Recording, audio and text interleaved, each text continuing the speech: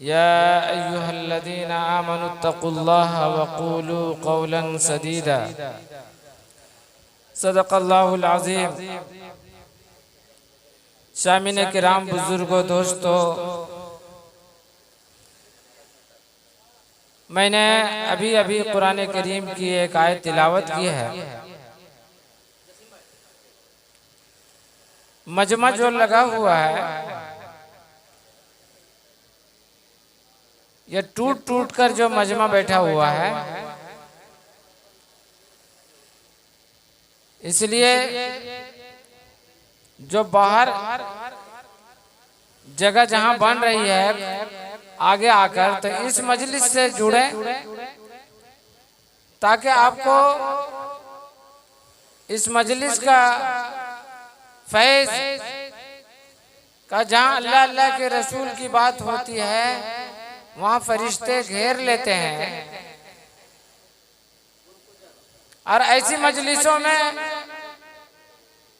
फरिश्तों का कतार लग जाता है। कोई अगर किसी गरज से भी आया है और वो जहां 40 मुसलमान बैठे हुए हैं उनमें से कोई ना कोई एक अल्लाह का नेक बंदा होता है, तो उस नेक बंदे के तुफैल में सबकी मग़फ़िरत कर दी जाती है। अब अगर कोई मजलिस से मजमे से कटकर बैठा रहे तो वो मजमे के अंदर दाखिल कब हुआ?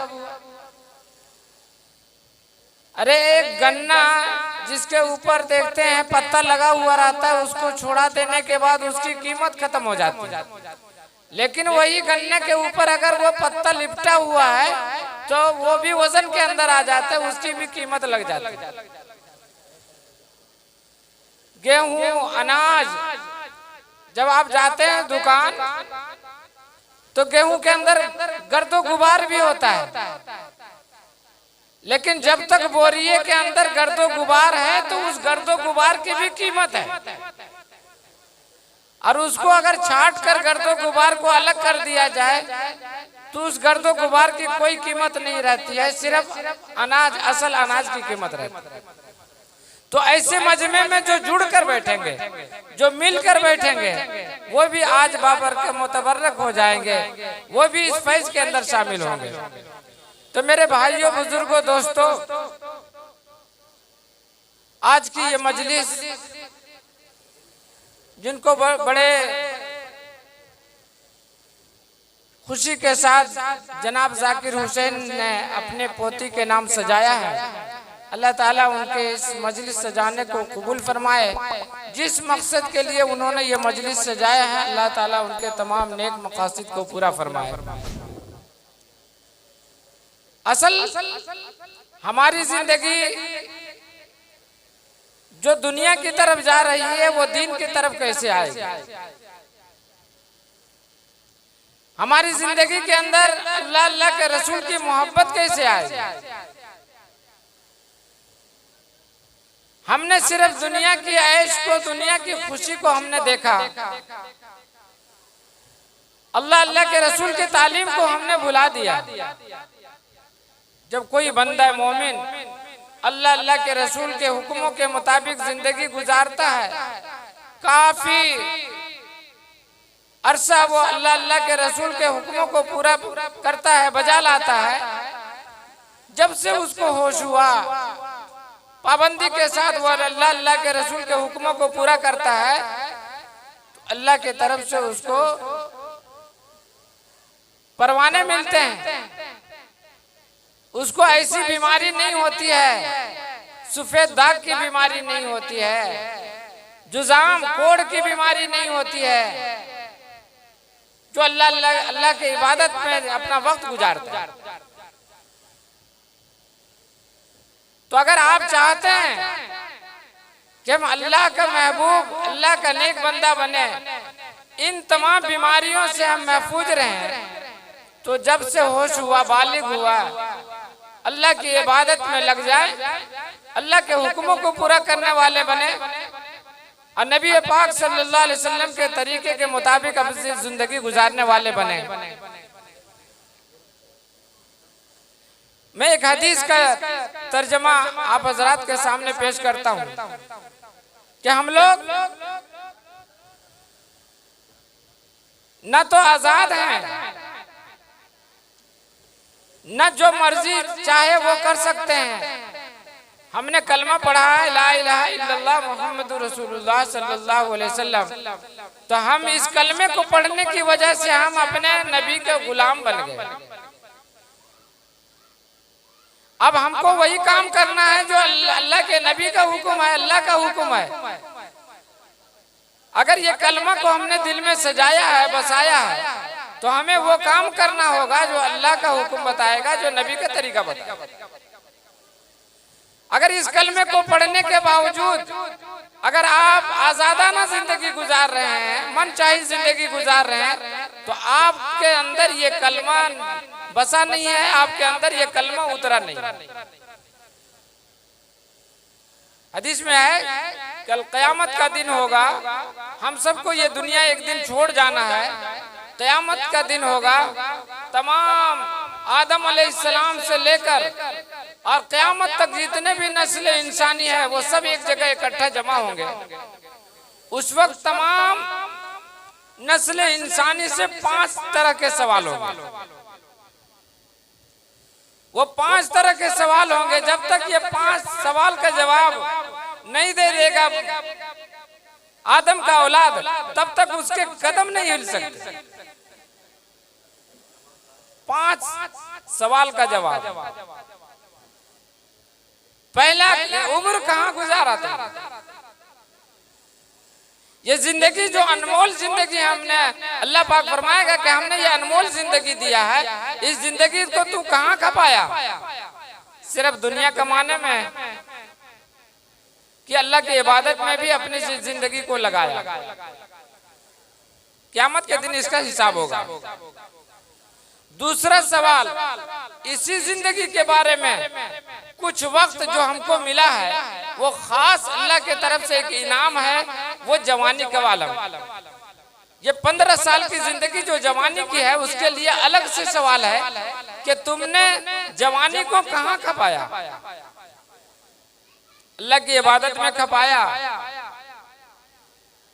कि जाके बाजार के अड्डों में खपाया, जिना के अड्डों में खपाया, शराब के अड्डों में खपाया? तुमने अपनी जिंदगी को कहाँ लगाया?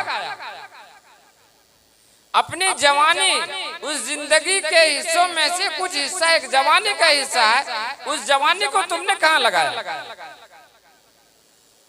वो बंदा जो जवानी के अंदर अल्लाह की इबादत करता है, वो जवाब देगा कि या अल्लाह, मैंने अपनी जवानी को तेरी इबादत में खर्च किया। आज हम जितने भी जवान हैं अल्लाह की इबादत से दूर हैं। जब ये सवाल होगा कल क़यामत के दिन, तो हम क्या जवाब देंगे? इसलिए जितने भी नौजवान हैं आज से अहद करें कि हम अपनी जवानी को अल्लाह की इबादत में लगाएंगे इंशाअल्लाह। और तीसरा सवाल जो है, तीसरा सवाल कि माल कहां से कमाया? क़यामत के दिन सवाल होगा, हराम तरीके से कमाया, किसी का ठगी मार के कमाया, किसी का बेईमानी करके कमाया, किसी का लूट कर कमाया, या डिप्टी के अंदर बेईमानी करके कमाया? तुमने माल कहां से कमाया? हलाल कमाया कि हराम कमाया? अगर आपकी कमाई हलाल है तो वो जवाब देगा कि या अल्लाह, मैंने हलाल कमाई किया। और अगर इस दुनिया में हराम कमाई करने का जरिया बना लिया है, हराम तरीके से कमाया है, तो कल वो क़यामत में वही कहेगा या अल्लाह, हमारा तो हराम कमाई था। तो कमाई के बारे में भी सवाल होगा कि तुमने माल कहां से कमाया। और चौथा सवाल होगा कि माल अगर हलाल तरीके से भी कमाया, मेहनत मजदूरी करके कमाया, अब यह है माल तुम्हारा अपना माल है, अब यह माल कहां खर्च किया? ना हम माल कमाने में आजाद हैं कि जैसे चाहे हराम तरीके से कमाए, ना माल खर्च करने में आजाद है। चौथा सवाल कि माल कहां खर्च किया? जाके जिनाकारियों में खर्च किया, शराब के टोलियों में खर्च किया, शादियों में पटाखों में खर्च किया, माल कहाँ खर्च किया पूछा जाएगा। तुमने अपने कमाई हुए माल को अल्लाह के रास्ते में कितना खर्च किया, अल्लाह के रास्ते में कितना लगाया? अपना माल कहाँ खर्च किया तू? अगर हम सही जगह पर खर्च किए होंगे तो वहां जवाब देंगे कि या अल्लाह अपने माल को हम सही जगह पर जायज कामों में खर्च किया। और अगर हम सही जगह पर खर्च नहीं किए होंगे तो कल हमारा जवाब यही होगा कि या अल्लाह हमने नाजायज हराम कामों पर अपना माल को खर्च किया। और पांचवा सवाल, मैं ज्यादा वक्त लेने के लिए नहीं बैठा हूं। पांचवा सवाल कल हशर के मैदान में जो होगा कि जो कुछ तुमको इल्म था, जो कुछ मैंने तुमको इल्म दिया था, उस इल्म के मुताबिक कितना अमल किया। हर मुसलमान को इतना तो इल्म है कि नमाज फर्ज है। हर मुसलमान को तो इतना इल्म है कि किसी का नाजायज, किसी का हड़प करना, किसी को सताना हराम है। हर मुसलमान को ये पता है कि एक पड़ोसी को सताना, पड़ोसी को तकलीफ देना हराम है। हर मुसलमान को पता है कि रिश्तेदारों से नाता तोड़ना, नाता कतई रहमी करना ये हराम है। हर मुसलमान को पता है कि किसी के नाजायज तरीके से माल खाना हराम है।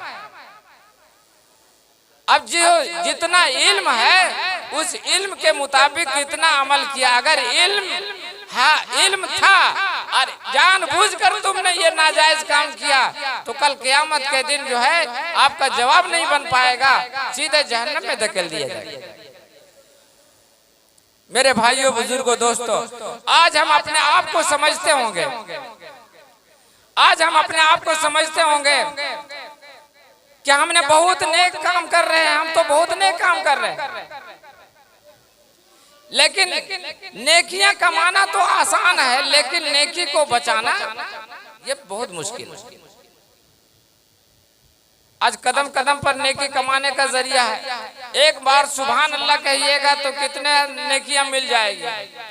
अब किसी माँ बाप का चेहरा मुबारक देखेंगे मोहब्बत के साथ, एक हज उम्र का सवाब मिल जाएगा।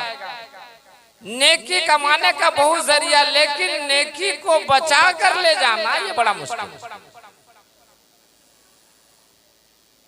अल्लाह के नबी सल्लल्लाहु अलैहि वसल्लम आज के जमाने के तहत एक पेशिन गोई फरमाए थे जो आज के जमाने में हुबहू है कि कल क़यामत के दिन एक बंदे की एक जमात आएगी और वो जमात नेकियों का अंबार लेकर आएगा।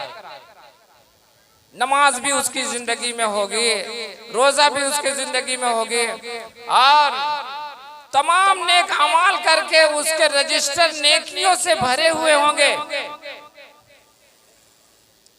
लेकिन जब क़यामत के दिन उसको बुलाया जाएगा तो वो तमाम नेकियों का रजिस्टर भस्म हो जाएगा। ध्यान से सुनिए, वो तमाम नेकियों का रजिस्टर भस्म हो जाएगा। अल्लाह के रसूल सल्लल्लाहु अलैहि वसल्लम ने फरमाया, साहबा ने पूछा या रसूलल्लाह ऐसा क्यों होगा? कहा कि वो लोग नेक अमाल तो करते थे, सबके सामने अच्छा अमाल करते थे, लेकिन उनकी तन्हाई जो है वो पाक नहीं हुआ करती थी। आज हमारी जिंदगी वही है, मोबाइलों का जमाना है।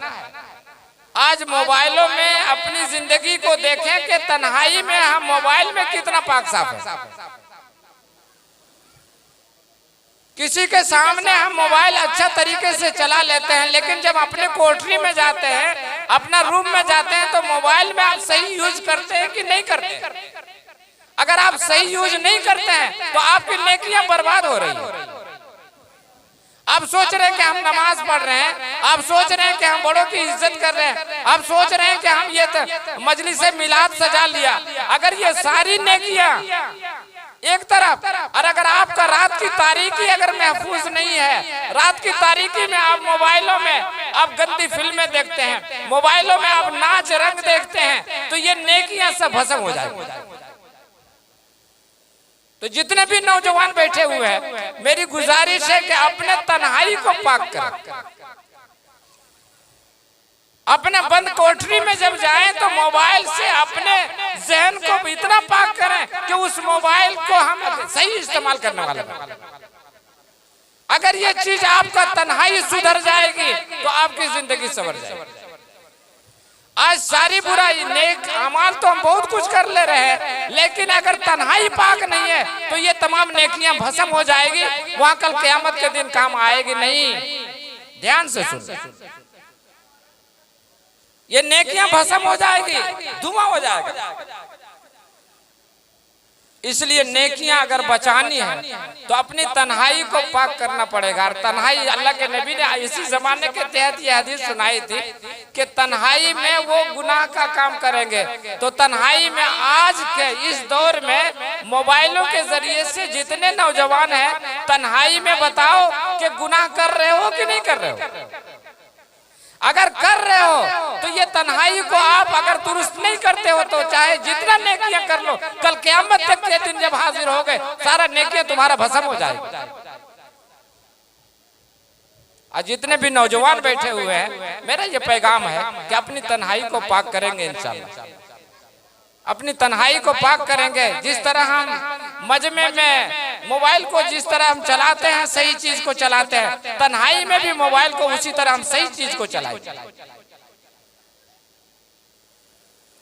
मैं वक्त ज्यादा ना लेकर मैं अपनी बात को समेटता हूं कि ये मजमा, ये दीन की मजलिस, ये छोटी सी लग रही है कि 15-20 आदमी है, लेकिन अल्लाह के यहाँ इसका बहुत बड़ा मकाम है। इसका जिक्र फरिश्ता अल्लाह के सामने होता है। और एक होता है राजनीतिक वाला मजलिस जहाँ लाखों का मजमा होता है, लेकिन उसका कोई वादा नहीं है, कोई मकाम नहीं है अल्लाह के यहाँ। दुनिया में तो लगता है कि ये लाखों का मजमा है, ये बहुत बड़ा मकबूलियत का मजमा। नहीं नहीं नहीं, वो मकबूलियत का मजमा नहीं है। मकबूलियत का मजमा वो है जहाँ अल्लाह अल्लाह के रसूल की बात होती है और सबकी नीयत ये पक्का हो कि हम अल्लाह अल्लाह के रसूल की बात सुनने के गरज से आए।